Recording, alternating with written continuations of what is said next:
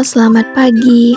Perkenalkan, nama saya Maria Angelica Novia Leoni, NIM 2011061864, kelas D11 semester 5, program studi pendidikan guru sekolah dasar STKIP Persada Khatulistiwa Sintang. Di video kali ini, saya akan memaparkan materi tentang bagaimana cara untuk membentuk karakter kepedulian sosial dan kemandirian pada era Society 5.0. Judul artikel yang akan saya bahas yaitu peran gerakan pramuka untuk membentuk karakter kepedulian sosial dan kemandirian pada era Society 5.0.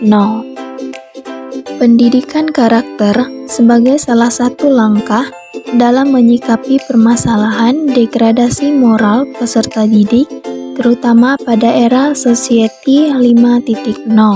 Gerakan pramuka menjadi salah satu pembentuk karakter bangsa, di antaranya berjiwa patriot, nasionalisme, cinta kepada Tuhan, cinta kepada sesama, cinta kepada alam, gotong royong, disiplin, mandiri, dan saling menolong.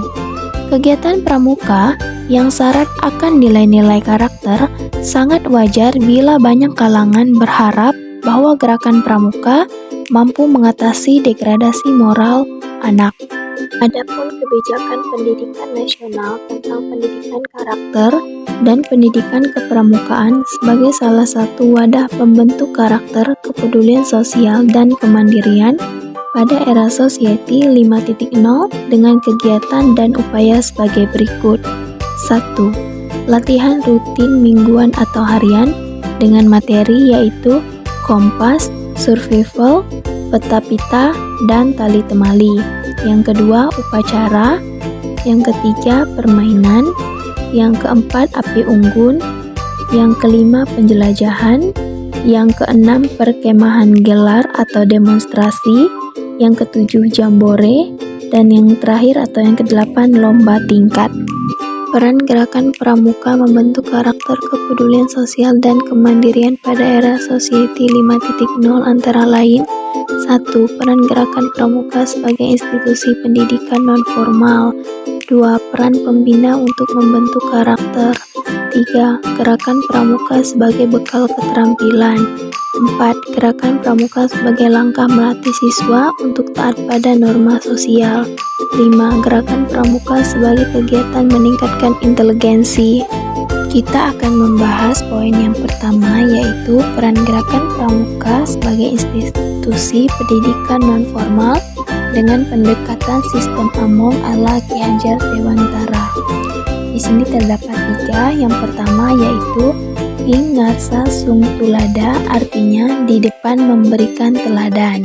Sebagai orang tua, guru, atau sebagai pimpinan dalam sebuah organisasi apapun, peserta didik akan memperhatikan tingkah laku orang tua, guru, atau pimpinannya. Yang kedua, ing madya mangun karsa, artinya di tengah memberi semangat. Dalam pergaulan sehari-hari, ketika peserta didik mulai mandiri menjalankan hal yang benar, mereka wajib diberikan dorongan dan semangat. Kepedulian terhadap perkembangan peserta didik diwujudkan dengan memberi dorongan untuk menjalankan hal yang benar dalam menjalankan kewajibannya.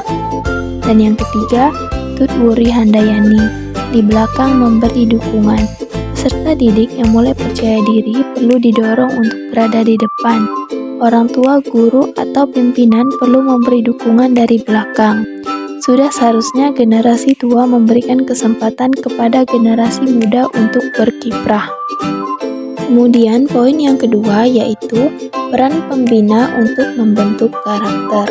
Tanggung jawab pembina pramuka dalam melaksanakan tugasnya yaitu ada 4. Yang pertama, tetap terjaganya pelaksanaan prinsip dasar kepramukaan dan metode kepramukaan serta sistem Among pada semua kegiatan pramuka.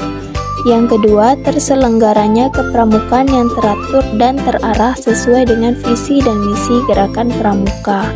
Yang ketiga, terwujudnya pramuka yang berkepribadian, berwatak, berbudi pekerti luhur, dan sebagai warga negara Republik Indonesia yang berjiwa Pancasila, yang setia dan patuh kepada Negara Kesatuan Republik Indonesia. Yang keempat, dalam melaksanakan tugasnya, pembina pramuka bertanggung jawab kepada Tuhan Yang Maha Esa, masyarakat, pembina gugus depan, dan dirinya sendiri. Kemudian poin yang ketiga, gerakan pramuka sebagai bekal keterampilan. Berbagai keterampilan diajarkan dalam kepramukaan. Pembinaan keterampilan dilakukan melalui kegiatan pelatihan alat indera, kecerdasan, dan kejuruan sesuai dengan syarat kecakapan kegiatan satuan karya pramuka. Keterampilan kepramukaan dapat dikelompokkan menjadi 3, yaitu 1. Keterampilan spiritual.